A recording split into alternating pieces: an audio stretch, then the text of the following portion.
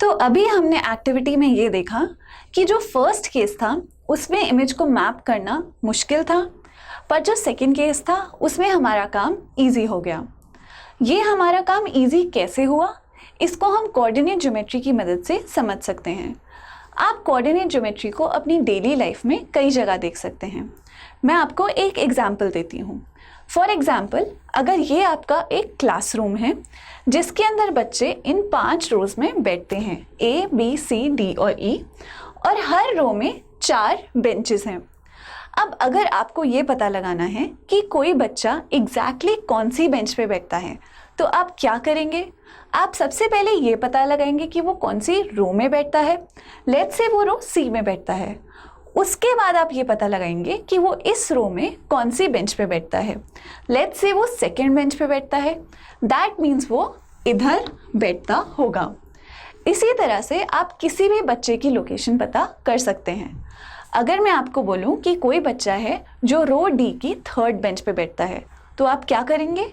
आप सबसे पहले रो D पे जाएंगे और इसकी 3rd बेंच पे जाके पता लगा लेंगे कि यहाँ पर कौन बैठता है। तो यही जो पूरा सिस्टम है, इसी को हम कोऑर्डिनेट ज्योमेट्री की मदद से भी पढ़ सकते हैं। यहाँ पर मैंने जो रोज हैं उनको E तक लिखा है और जो बेंच का नंबर है उनको नंबर्स में लिखा है। अब ऑब्वियसली अगर आप लेटर्स से डिनोट करते रहेंगे तो लेटर्स तो आपके लिमिटेड हैं, आपके पास ये सिर्फ Z तक ही आ सकते हैं। तो कोऑर्डिनेट ज्योमेट्री में हम इन दोनों ही डायरेक्शंस में नंबर्स यूज़ करते हैं, क्योंकि हमें पता है कि नंबर्स कहीं तक भी जा सकते हैं और उनकी कोई लिमिट नहीं होती। अब जब हमें पूरा सिस्टम समझ में आ गया है, हम कोऑर्डिनेट ज्योमेट्री की कुछ डेफिनेशंस देख लेते हैं।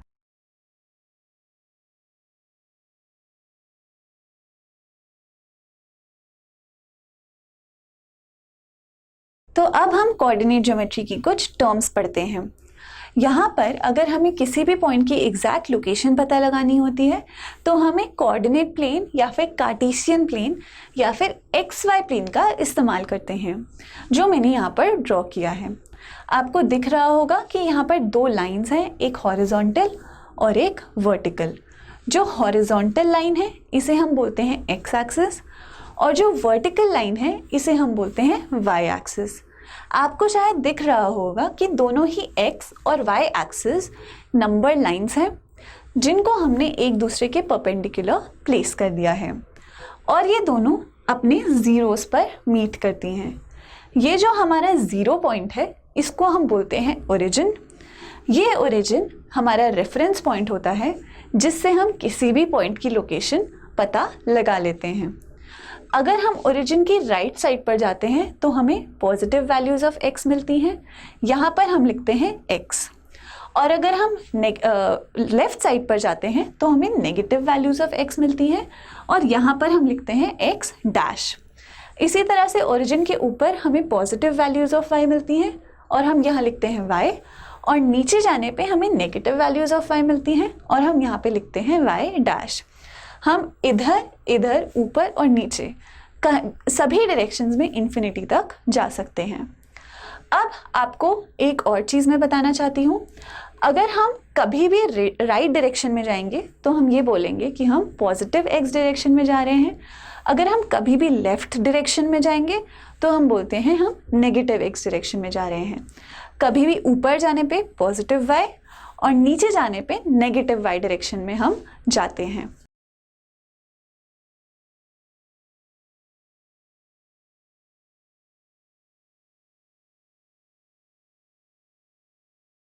आपको यहाँ पर नज़र आ रहा होगा कि जो x और y एक्सिस हैं इनकी वजह से ये पूरा प्लेन 4 पार्ट्स में डिवाइड हो चुका है। कोई भी पॉइंट इनमें से किसी भी पार्ट में लाई कर सकता है। ये जो 4 पार्ट्स हैं इनको हम बोलते हैं क्वाड्रेंट्स। इस पार्ट को हम बोलते हैं फर्स्ट क्वाड्रेंट, इसको हम बोलते हैं सेकंड क्वाड्रेंट, इसको बोलते हैं थर्ड और इस वाले को हम बोलते हैं फोर्थ क्वाड्रेंट।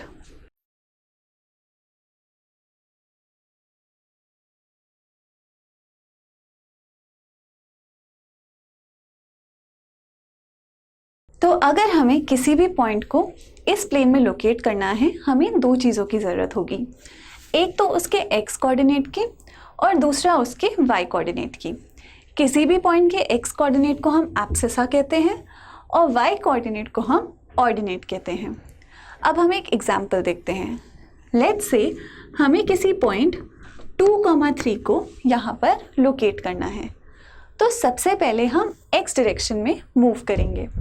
क्योंकि हमारा x कोऑर्डिनेट पॉजिटिव है, इसका मतलब हमें पॉजिटिव x डायरेक्शन में जाना है और 2 पर रुक जाना है। इसके बाद हमें y डायरेक्शन में मूव करना है। क्योंकि हमारा y कोऑर्डिनेट भी पॉजिटिव है, हमें यहाँ से पॉजिटिव डायरेक्शन में पॉजिटिव y डायरेक्शन में 3 यूनिट्स जाना है। जब हम वो करेंगे तो हमें हमारा रिक्वायर्ड पॉइंट मिल जाएगा।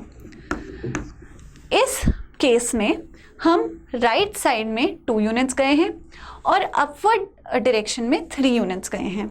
तो आप क्लियरली ये देख सकते हैं कि इस पॉइंट का x एक्सिस से डिस्टेंस है 3 यूनिट्स और y एक्सिस से डिस्टेंस है 2 यूनिट्स।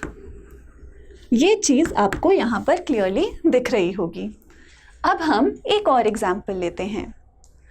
लेट्स से हमें -1, -4 को प्लॉट करना है। तो अब हम क्या करेंगे? सबसे पहले हम नेगेटिव x डायरेक्शन में, दैट इज इस डायरेक्शन में -1 पर आ जाएंगे और फिर हम नीचे की तरफ जाएंगे और यहाँ पर हम 4 यूनिट्स चलकर हमारे रिक्वायर्ड पॉइंट दैट इज -1, -4 पे पहुँच जाएंगे। आप इस तरह से किसी भी पॉइंट को प्लॉट कर सकते हैं।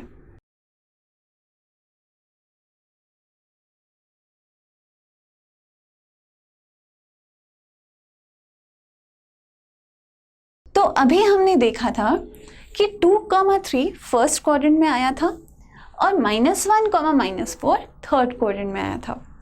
तो हम ये कैसे पता लगा सकते हैं कि किस तरह का पॉइंट कौन से क्वाड्रेंट में आएगा? अब हम ये देखते हैं। तो अगर हमें फर्स्ट क्वाड्रेंट में पहुंचना है, उसके लिए हमें क्या चाहिए होगा? हमें x भी पॉजिटिव चाहिए होगा और y भी पॉजिटिव चाहिए होगा। इसलिए फर्स्ट क्वाड्रेंट में आने के लिए हमारे दोनों कोऑर्डिनेट्स हमेशा पॉजिटिव होने चाहिए। अगर हमें सेकंड क्वाड्रेंट में आना है, उसके लिए हमारा x नेगेटिव होना चाहिए पर y पॉजिटिव होना चाहिए। तो सेकंड क्वाड्रेंट में x नेगेटिव और y पॉजिटिव होगा। थर्ड क्वाड्रेंट में हमेशा क्या होगा? थर्ड क्वाड्रेंट में हमारा x भी नेगेटिव और y भी नेगेटिव हो जाएगा। और फोर्थ क्वाड्रेंट में हमारा x पॉजिटिव और y नेगेटिव हो जाएगा।